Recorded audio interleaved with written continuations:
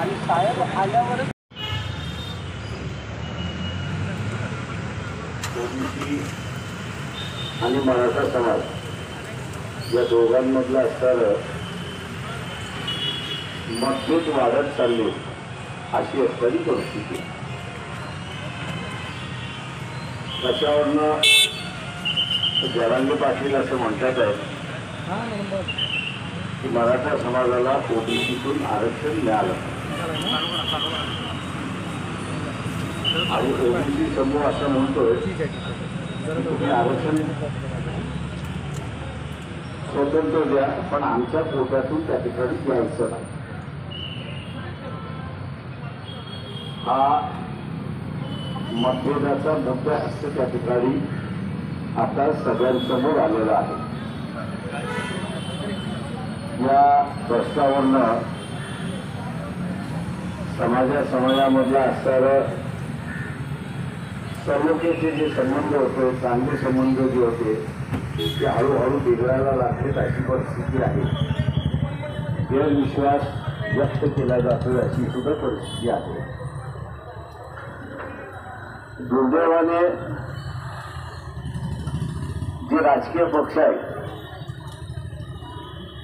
या राजकीय पक्षाने कसलीही भूमिका घेतली नाही अशी असणारी परिस्थिती आहे. काँग्रेस बाळासाहेब थोरातांचा आहे, एनसीपी ही शरद पवारांचा आहे. या दोघांनी काहीच भूमिका घेतली नाही. 2 महिन्यानंतर 3 महिन्यानंतर निवडणुका आहेत. या दोघांना असं वाटतं की आपण असताना भूमिका घेतली तर मराठा समाज आपल्याकडून नाराज होईल आणि कदाचित मराठा समाज आपल्याकडून निघून जाईल आणि म्हणून भूमिकाच घ्यायची नाही अशी असणारी परिस्थिती आहे.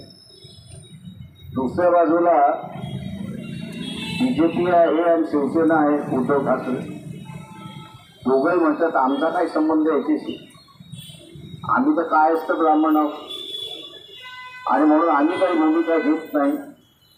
आणि शासन असं म्हणते की हा सामाजिक प्रश्न आहे, राजकीय प्रश्न.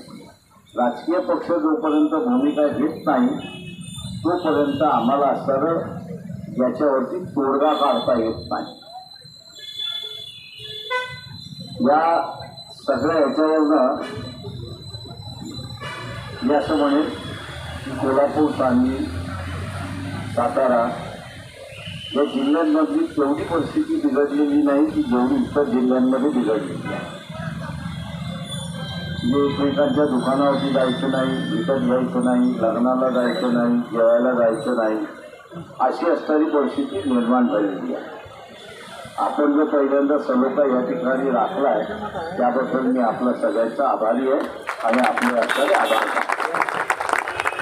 शेवटी आरक्षण हा जो भाग आहे यायचा की त्यात यायचा हा शासनाचा प्रश्न आहे. शासनाने जरी दिला तरी कोर्ट असणारं तपासतं की घटनेशीर आहे की नाही आहे. आणि म्हणून पक्षाने भूमिका घेतली की तुम्ही असताना घाईगर्दीत काहीतरी करता. 2दा तुम्ही दिलं, सुप्रीम कोर्टात गेलं, सुप्रीम कोर्टाने म्हटलं हे घटनेशीर नाही, घटनेशीर बसवा आमच्याकडे या आणि मग आम्ही तुम्हाला कायदेशीर असेल तर म्हणून कायदेशीर आहे, कायदेशीर नसेल तर कायदेशीर नाही. माझं या सगळ्या ठीक आहे, या सगळ्या ह्याच्यामध्ये आपण सगळे आरक्षणवादी आहोत, आरक्षणाच्या बाजूने आहोत. आरक्षण ओबीसीचं आरक्षण हे ओबीसीला असलं पाहिजे. शासनाला इतर कोणाला आरक्षण द्यायचं असेल त्यांनी खुशाल द्यावं, कोणाचं त्याला असताना विरोध नाही. मतभेद होतात, हे मतभेद मिटवायचे असेल तर वेगळ्या पद्धतीने त्या ठिकाणी मिटावे लागतील अशी परिस्थिती आहे. इलेक्शन जसं जवळ येईल तसं हे मतभेदाचे मुद्दे अजून जोरदार प्रकटपणे होतील अशी परिस्थिती आहे. दुर्दैवाने काँग्रेस पक्षाचे असणारे बाळासाहेब थोरात, राष्ट्रवादी पक्षाचे असणारे शरद पवार, समाजाला दुखवायचं नाही. कारण का मराठा समाजाचे मराठा समाजाला दुखवायचं नाही म्हणून भूमिकाच नाही. आणि मी जसं मगाशी म्हणालो की दोन पक्ष कायस्थ आणि ब्राह्मणाचा पक्ष तो असं म्हणतोय की माझा काही घेणं देणं आहे त्या सगळ्या याच्यामध्ये मग तोही भूमिका घेत नाही. मध्ये घेत असताना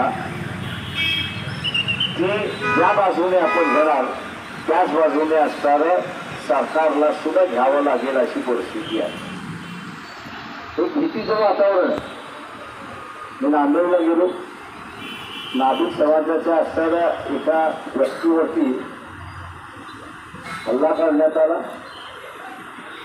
आणि हल्ला का करण्यात आला तर तो आम्ही ओबीसीच्या आरक्षणामध्ये इतर कोणाला देणार नाही याच्या बैठकातच होतो. आता प्रचार आणि प्रसार करणं हा त्याचा अधिकार आहे. एवढं बेदम मारलं होतं की त्याला हॉस्पिटलमध्ये ठेवण्यात आलं होतं. नांदेडच्या हॉस्पिटलमध्ये त्याला बघायला गेलो. हात पाय सगळे त्याचे असणारे फ्रॅक्चर करण्यात आलं होतं. डोकंही फ्रॅक्चर करण्यात आलं होतं. तेव्हा ही जी परिस्थिती आहे ही परिस्थिती काही योग्य असं मी त्या ठिकाणी मानत नाही. आणि मग हा जो भयभीत झालेला समूह जो आहे या भयभीत झालेल्या समूहाबरोबर आपण असणार आहोत. आपण तिथे बिघडणार नाही परिस्थिती ही आपण असणारा कार्यकर्त्यांनी त्या ठिकाणी लक्षात घेतलं पाहिजे.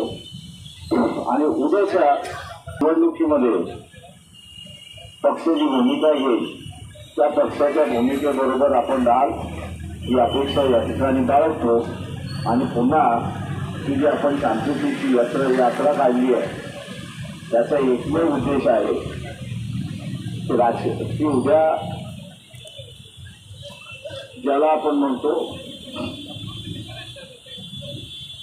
आरक्षण कोणाला मिळायचं नाही हा सरकारचा प्रश्न आहे. आणि म्हणून आपण त्याच्यावरती व्यवस्थित भूमिका घ्याल ही अपेक्षा आणि बाळगतो आणि आपली रजा घेतो. वंचित बहुजन आघाडीचा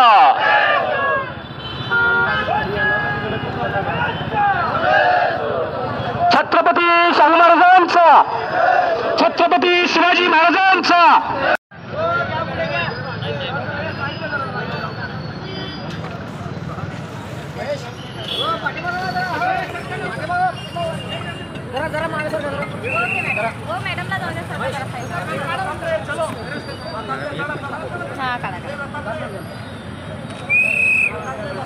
सर